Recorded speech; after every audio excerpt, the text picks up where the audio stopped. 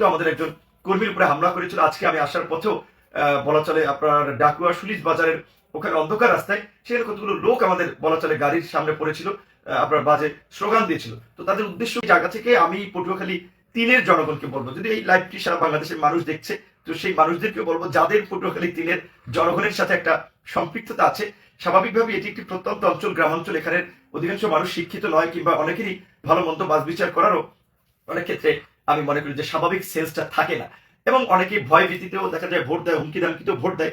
আমার এখানে একজন প্রতিদ্বন্দ্বী প্রার্থী আছে বিএনপি, যদিও আমার বিরুদ্ধে প্রার্থী হয়, বিএনপি তাকে বহিষ্কার করেছে, কিন্তু তার আচরণ খুব আক্রমণাত্মক। তার সাথে আপনার যারা কাজ করে তাদের অধিকাংশই, বিশেষ করে আমরা দেখেছি এবং পত্রপত্রিকার নিউজগুলো দেখলে কিংবা 5ই আগস্টের পরে আপনার এলাকার খবরাখবর নিলেও দেখবেন যে বিভিন্ন চর দখল, মানুষের জমি দখল, চাঁদাবাজি, টেন্ডারবাজি, আধিপত্য বিস্তার এগুলোর সাথে জড়িত।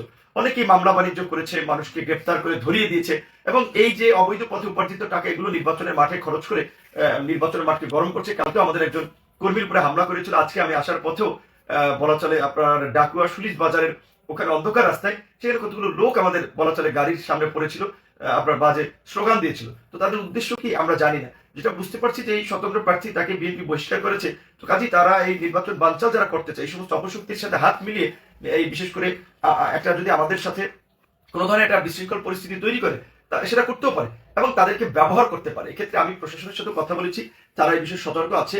আমি বিএনপির বিশেষ করে ঊর্ধ্বতন মহলেও এই বিষয়টি পৌঁছবো, কারণ দেখা যায় এরা নির্বাচনের মাঠে নেমেছে, স্বাভাবিকভাবেই এদেরকে যদি কেউ ধরেন 2-20 কোটি টাকা দেয় যে না তোমরা ভিপি নুরের নির্বাচনকে বা নির্বাচনী সমাবেশে হামলা করো একটা, কিংবা তার উপরে একটা আক্রমণ করো, 20-50 কোটি টাকা তারা তো মনে করবে এটা তাদের জন্য একটা বড় পাওয়া। আর তাদের এই যারা প্রার্থী আছে তারা তো একটা ধান্দাবাজি সুযোগের জন্য আসলে নির্বাচনে নেমেছে, তারা ভিপি নুরকে ঠেকাতে। তো আমরা যেহেতু জাতীয় পর্যায়ে রাজনীতি করি, কারণ এই যে ওসমান হাদির মৃত্যুর পরে আমরা যেটা বিভিন্ন পত্রপত্রিকা দেখেছি, বেশ কিছু মানুষকে টার্গেটে রাখা হয়েছে, তার মধ্যে আমিও আছি। তো আমি আমার এই স্বতন্ত্র প্রার্থীকে আমি অনুরোধ করবো যে এমন কিছু করবেন না যাতে নিজের জীবনে আবার একটা বড় ধরনের বিপর্যয় নেমে আসে। কারণ ওসমান হাদির মৃত্যুতে আমরা দেখেছি শুধু শুধু 1-1.5 কোটি টাকার নাকি লেনদেন হয়েছে। কাজে এই টাকার লোভে পড়ে এই গলাচিপা 10 মিনার এই শান্তিপ্রিয় জনপদকে উত্তপ্ত করা, সন্ত্রাসীদেরকে লেলিয়ে নির্বাচনের মাঠে একটা ভীতিকর পরিস্থিতি তৈরি করা, এগুলো করলে কিন্তু আপনি যত বড়ই নেতা হন, আপনি বক্তব্যে বলেছেন প্রশাসন নাকি আপনার বাসায় ভাত না দেয়, এটা কোন প্রসঙ্গে বলেছেন আমরা জানি না, হয়তো শুনছি আপনার ওয়াইফ একজন বিসিএস ক্যাডার, সেই বিবেচনায় বলতে পারেন, কিন্তু ঘরের এই প্রশাসনও কিন্তু রক্ষা করতে পারবে না আপনি যদি নির্বাচনের পরিবেশকে বানচাল করার জন্য কিংবা এলাকায় যদি কোনো অন্য কিছু করার চিন্তা করেন, কোনো অপশক্তির সাথে হাত মিলিয়ে। এই জনপদের মানুষ ইতিমধ্যেই তাদের সন্তান হিসেবে আমাকে গ্রহণ করেছে, আমাদেরকে আপন করে নিয়েছে। যেখানেই যাই তাদের চোখের ভাষা, মুখের ভাষা আমরা দেখতে পাই, এবং আমরা এটুকু কাজ করতে পারি যে বিপুল ভোটে এখানকার দল মত নির্বিশেষে আওয়ামী লীগ, বিএনপি, জামাত, চরমোনাই, হিন্দু, মুসলিম, বৌদ্ধ, খ্রিস্টান আমরা জয়লাভ করব। তো আমাদের জয় ঠেকাতে আপনারা মাঠে নেমেছেন, তো এই অপশক্তি আপনাদেরকে ব্যবহার করবে।